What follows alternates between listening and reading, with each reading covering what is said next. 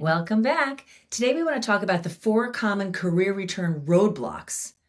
These are the common ones that we see most people returning to work after a break facing and how to overcome them. Yeah, we've spent a lot of time with career returners, and there are some themes and threads that, For sure. that we have seen. So we thought we would share them with you today.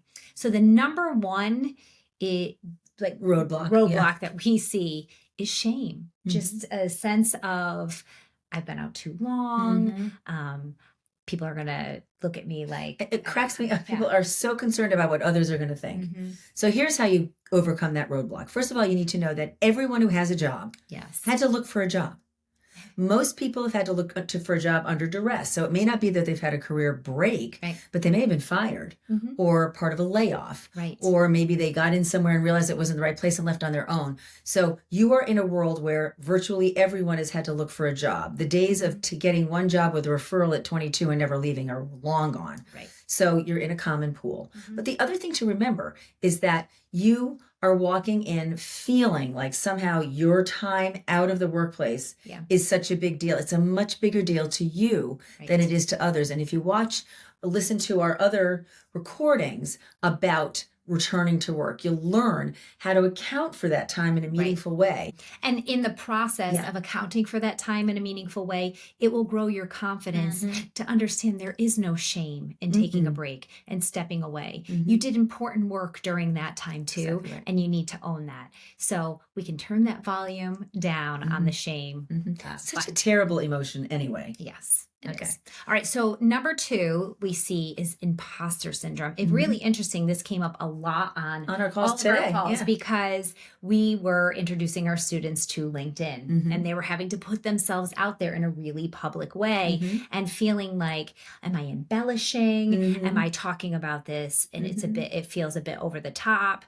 And so that imposter syndrome is something that can really, really keep you stuck. And I think if we tap into the person we were before we took time off and try to bring her back, we realize that we're capable of talking confidently about ourselves and owning our accomplishments.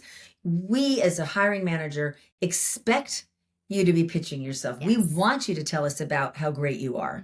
That is not imposter syndrome. And one of the things that we've seen over the years, and certainly I've seen even as a hiring manager or as a private coach, is my students and clients who have taken career breaks, which is mostly women, are always concerned, well, that sounds a little bit too much.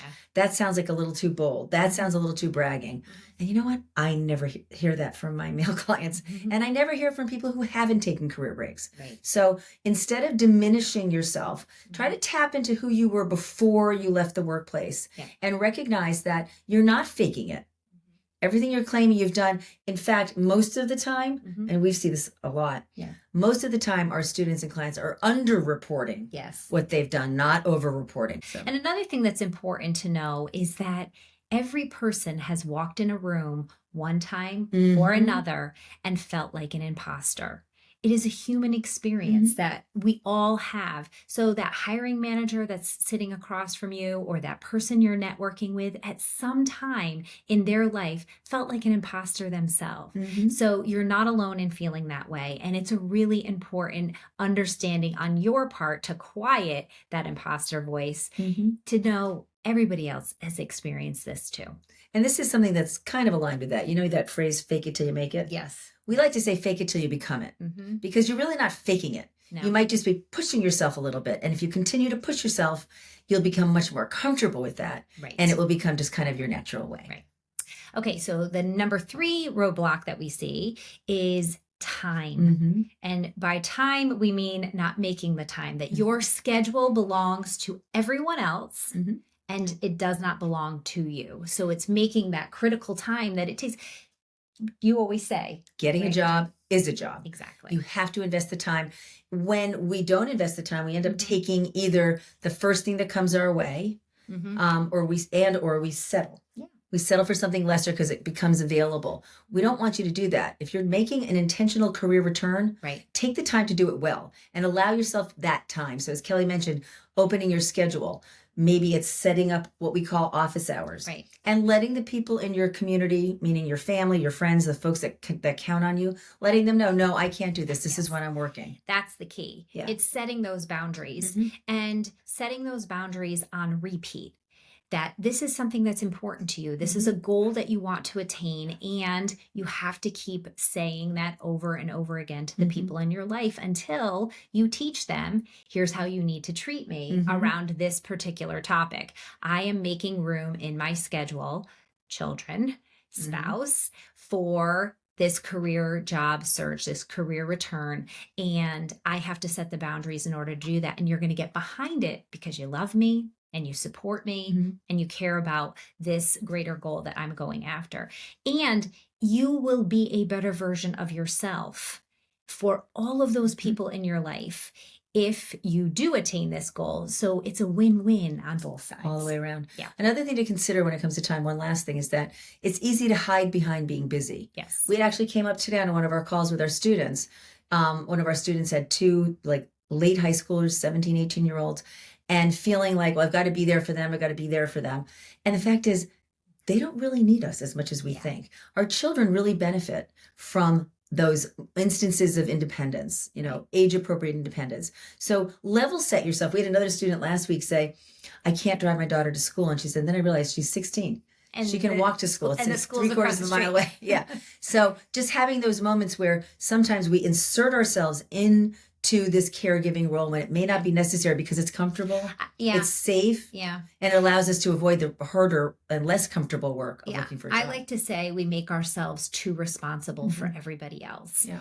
We have to believe a little bit more in the people that are around us that they can handle it and do it themselves.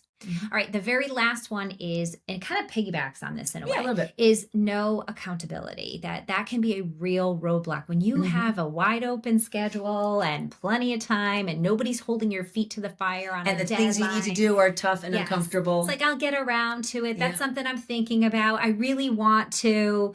But like we said, getting a job is a job. So having an accountability partner, having someone who can support you, hold you to deadlines, and really, this could be a friend. This could be someone else that's looking to return. And some people don't even need the partner. Some people, if you're really list oriented, sometimes it's just writing down the list and making sure, holding yourself accountable to checking the boxes. An interesting aside is that when Kelly and I started our career relaunch program, in our brains, it was going to be a fully portable program that students from all over the country took. You're all going to do it on your own. And they were just going to be done. And when our first students took it, we could track, and we were seeing none of them finished it. So we pulled together kind of an emergency focus group of students from around the country who'd been taking the program, and all of them said, loved the content. It was great, but I didn't have any community. I felt very alone, and I didn't feel accountable. So nobody was holding my feet to the fire. So holding your feet to the fire is essential. Otherwise, this will never happen. Yes. So finding a community, whether it be the PTLU community or other communities of job seekers that are out there, is really important and will help you not get tripped up by this particular roadblock. And that community can be found just via our YouTube channel, via this platform, via our website, www.preparetolaunch.com. Lots of ways to stay engaged with us. And if you look really hard, there are a lot of people in your network, in your world, who are right where you are right now, and you can help each other out. Yes. So there you have it. If you like what you heard today, you can learn more about us. Susan mentioned it already at our website, www.preparetolaunchu.com. Thanks.